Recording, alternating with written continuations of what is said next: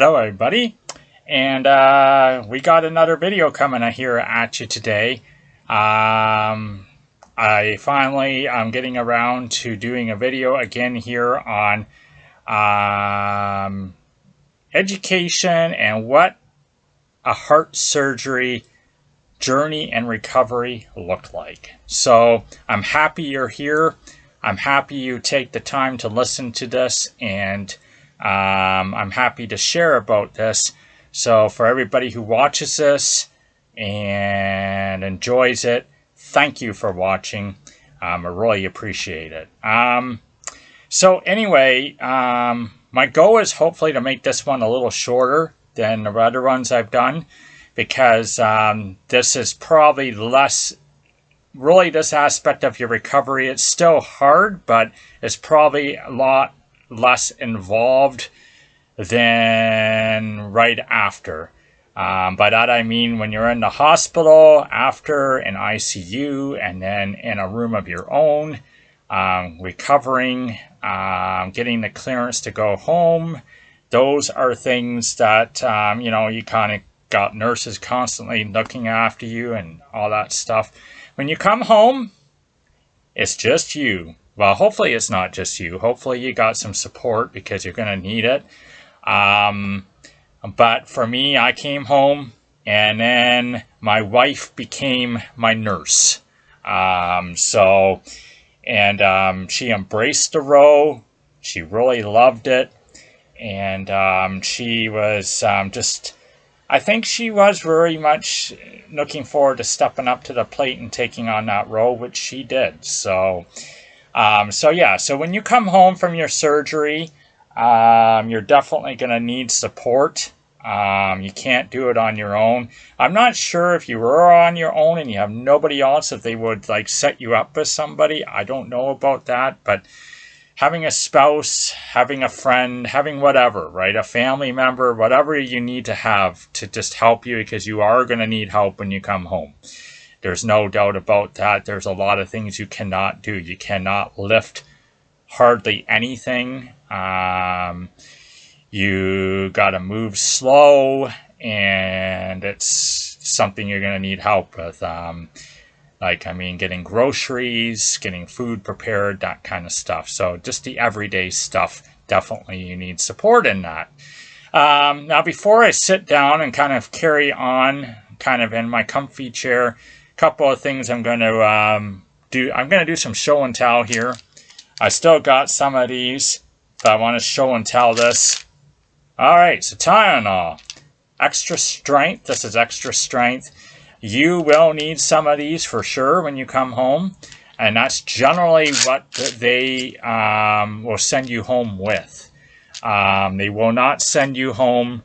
Usually, I didn't have any prescriptions sent home with me, other than I did actually. I had your normal heart medications that you're going to be on of some kind, and then to take down the swelling that happened with the fluid buildup, you will have that as well. So I should correct myself. You definitely will have some prescriptions, but that stuff is usually, I think that was for a week for me, and then everything was good. I didn't need that anymore, the medication for the swelling and to bring the fluid down.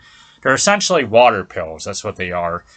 They're going to bring the fluid down, but they're going to make you go to the bathroom often to get rid of that fluid. So you will have that definitely as part of your prescriptions when you come home.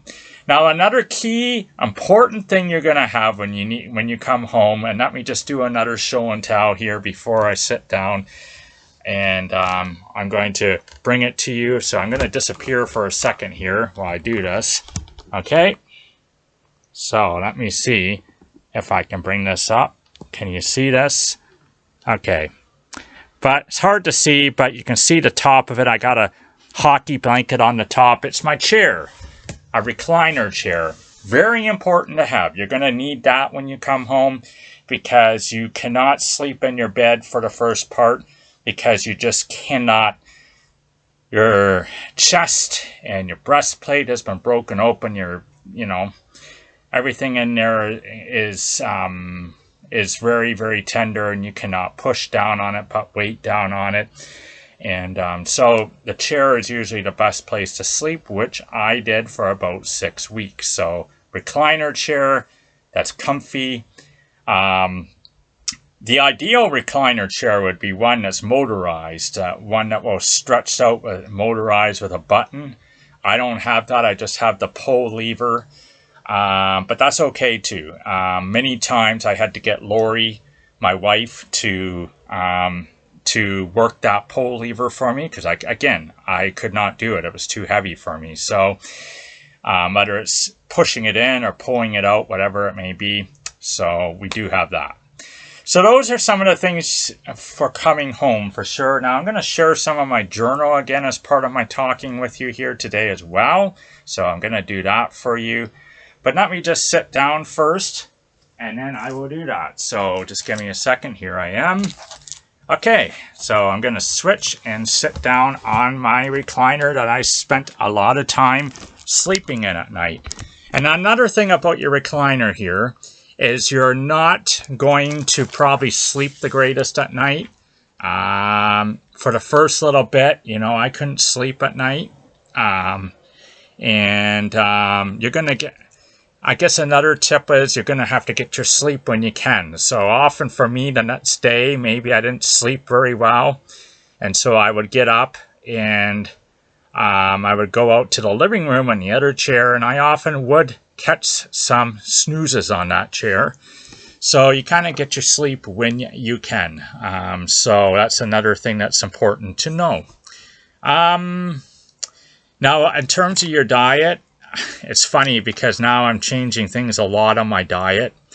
And it's kind of weird that I didn't get you would have thought that your diet would have been one of the first things they would address, but I didn't have a meeting with a dietitian until, say, 3 months into my recovery. So the only thing they tell you when you leave the hospital, when you get discharged, is watch the sodium.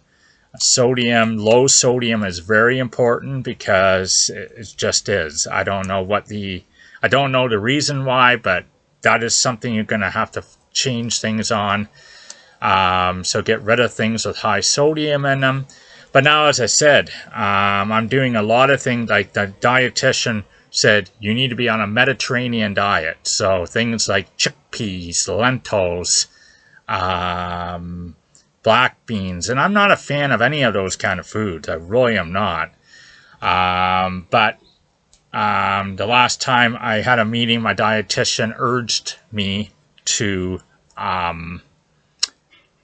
look at recipes. I guess there's a lot of things you can do with those things and make them recipes, and you can kind of get to learn to like them. So fish is another one that they're going to recommend you have a lot of because it's, number one, it's high in protein or omega-3, usually low in sodium, and it will be the best kind of meat you can have. Also could have chicken.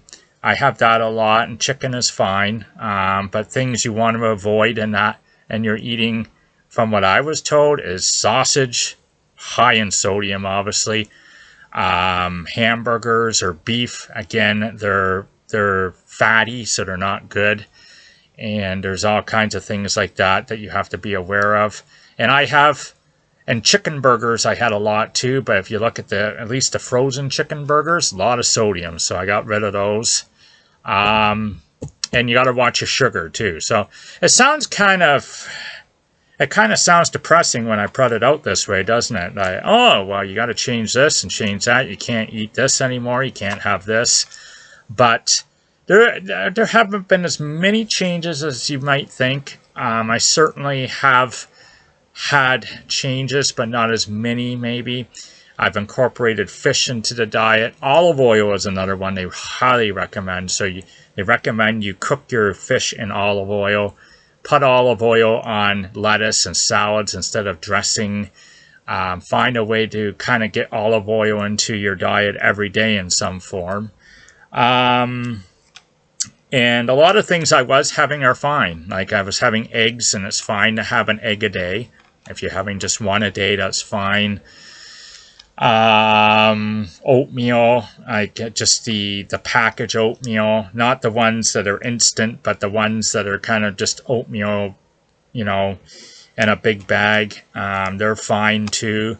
Rice is still fine. There's a lot of things that are still fine, but the sodium, sugar, and putting fish and olive oil into your diet, really important. I'm going to also tell you when you come home, what was very helpful for me is there's 3 tools that I think will probably be helpful for most people recovering. Number 1, a raised toilet seat. So you don't have to get down as low on the toilet, so you don't have as much effort to push yourself up from it. So we got one of those. Really, really a good tool. And to be honest, we still have it on the toilet. We have the old toilet seat, and we just haven't got it back on yet. So that's one thing. A shower chair is something I had, which was very helpful. I can tell you I was suffering a lot when I came home. My back was bothering me a lot, mainly because of the way I was sleeping in the chair bothered my back. I think just because of my front was bothering me, it was getting to my back. And so that was really hard, the back stuff. And so that's where the shower chair comes in handy. You can just kind of sit there, have your shower, and you also get the luxury of having that hot water running over your back, sitting down, and it kind of feels nice. So those are 2. A walker is also important. I had one of those, and it was very valuable. They have you, helps give you that upper body strength, something to hold on to. And most importantly, too, they all have seats. So if you're walking and you get tired, you can sit down. And walking is something you have to do immediately. They encourage that. And I was very good at doing that. Walking in the hallways here in my apartment. Because it was during the winter, and I didn't get out much. To be honest, walking, I did most of it in the hallways for half an hour because it was just brutal out this winter. Sidewalks covered with snow all the time and ice. It wasn't very conducive. It wasn't very safe for me to go out, let's just put it that way, because the last thing I would need to do is slip on ice, fall, and break something or hurt something more, and that would have not been good. So, the walker, very good. You need to break out of the walker eventually. The walker is there for a time, and then they're going to encourage you better break free of that walker. You don't need it anymore. It takes about 6 to 8 weeks for your breastplate to heal, and by that point, 6 to 8 weeks is a point where you shouldn't need the walker anymore. So I think I had used mine till about February. I think I had my surgery at the end of November. So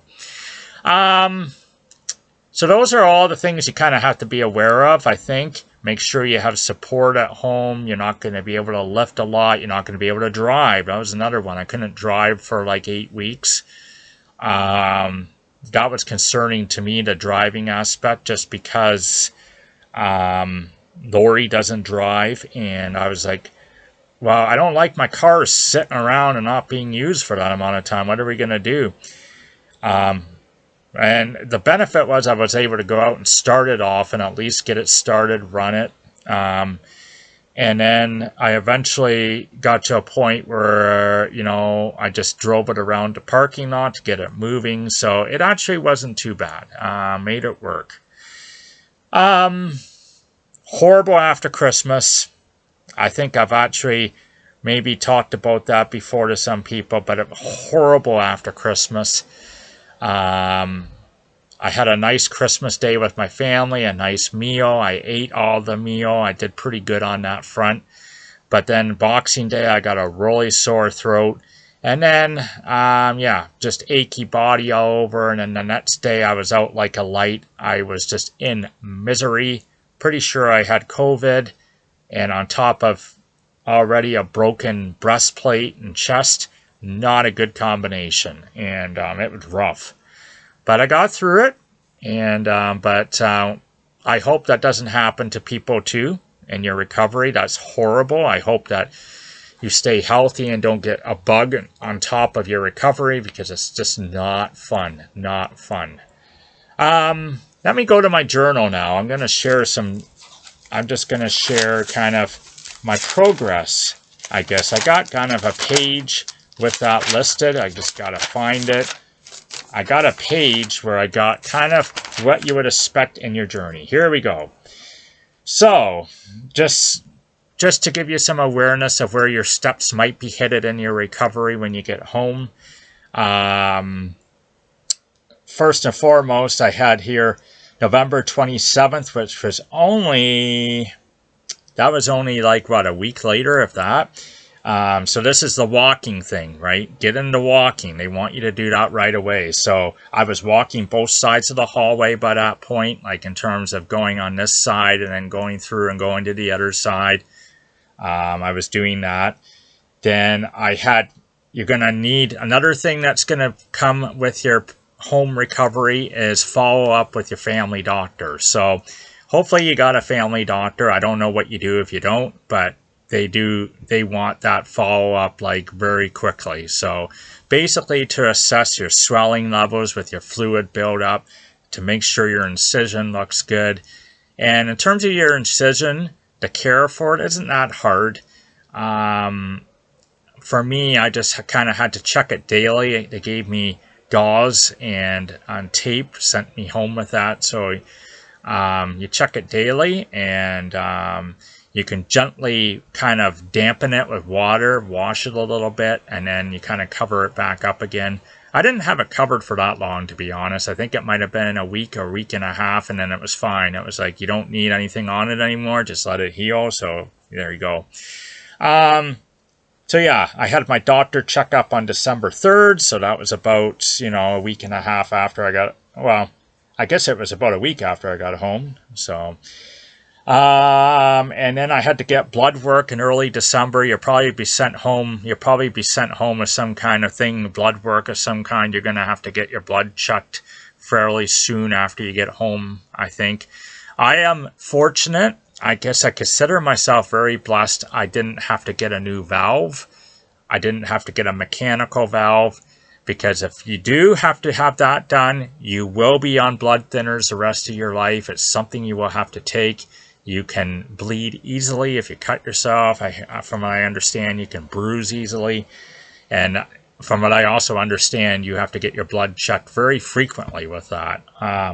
So I'm blessed I didn't have that, but still, fairly soon after, I had to get my blood checked at a lab, and that was a very challenging day.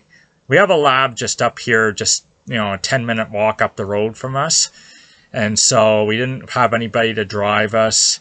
I was just like, it's not far to walk. We can do it. We'll take the walker out. We can do this. And boy, oh boy, was that a hard challenge, because it was freezing out that day. That was a day where I think the wind chill was -15, just absolutely breathtaking cold out. And then I'm trying to use little energy I have to push myself up to the lab. It was hard, but you will have that blood work probably pretty soon after you come home. Let's just quickly go through the rest of the steps here. I had here mid-December, I had a social outing. I went out for a social outing, so it was about a little less than a month from my surgery. And then there was I had a second doctor checkup just to make sure everything was progressing well. I have a very good family doctor, so that's good. And so I had that like just a week before Christmas. So, and then the end of December, I wasn't using my shower chair anymore. So about a month after my surgery, I was pretty confident standing in the shower, so that was good. January 11th, I went back to sleeping in my bed. So I had on here, that was close to, just short of 2 months. So that's kind of your expectations of how long you're not going to be in your bed. So just to give you some information and awareness of that. January 19th, I drove, hooray, around the parking lot. But nevertheless, I worked my way up in driving too. I didn't, especially since it was winter, I wasn't going to go out on a road and drive halfway across the city when I could drive again. I just worked my way up. Beginning of February, I was walking with no walker, so I think I alluded to that previously. It was about that amount of time. And then February 15th was February 15th and 21st were big dates too, because on the 15th I did a grocery shop all on my own. So, and that was challenging too, because again, I walked down to the grocery store from here, had my buggy, sidewalks covered with snow, and I loaded my groceries into the buggy after I bought them. It wasn't too hard to walk down there with an empty buggy. Coming back, a lot different. But again, I would urge people, what I did is take your time when you're doing something like that. You're able to do it, but you need to take your time. So I took several stops along the way. I walked a little bit, was like, oh, this is getting hard. Need to stop for a few minutes, and you carry on. So that's what I did. And then I did stairs for the first time at the end of February here in my apartment. I don't really need to use the stairs in my apartment. We have elevators, but I think it was good to do that. And that's another thing that's unique to every individual. You're definitely, for every individual, you're going to have unique situations. So you may be in a house that has stairs and you're going to need to do stairs. And so they will ask you that in the hospital, what kind of living situation you're going to. And if you have stairs, they are going to give you that in the hospital. They're going to take you upstairs in the hospital to give you practice at it. So yeah, I think that's everything I want to share for the at-home recovery aspect of things. Yeah, it's not easy, and I took a lot of Tylenol, especially when I had COVID. I was misery, and I was in a lot of pain, and I was taking Tylenol as much as I could, like every 4 hours, I think you're allowed to, and I was taking them every 4 hours. So I think that's about everything in terms of your home recovery that you want to be kind of planning on. It's nice to be out of the hospital and in your own home, and you're not going to be. It's nice to come home and not be prodded with stuff all the time. Like, you're not going to be stuck with a needle in your arm. You're not going to be poked for blood every day. You're not going to have all that stuff. So, and then, of course, when you come home, as I said, you need that help and support for sure. So yeah, I think that's everything for the home recovery. And actually, today I am shooting this. The day that I'm shooting this is actually my 6-month anniversary already. Can you believe that? But no, I had my surgery 6 months ago. So it's a pretty significant step to be taking today. And tomorrow, we are planning to go out and celebrate that. I think we have plans to go out for dinner to celebrate that tomorrow. And I think you should. You need to celebrate that. So that's everything for me. I think I'll cut that short now. We're under 24 minutes so far, so it's shorter. But anyway, thank you for watching. I hope that this is good information for some people. And I will be bringing you another video, a final one, I guess. It should be short, but it's going to be a video giving thanks to a lot of people who helped out in this journey, and all the steps. So that was good too. So anyway, that would be the last heart surgery video journey I do, and I will be maybe in the next week or two. So watch for that. So, happy journeys, and we'll talk to you next time.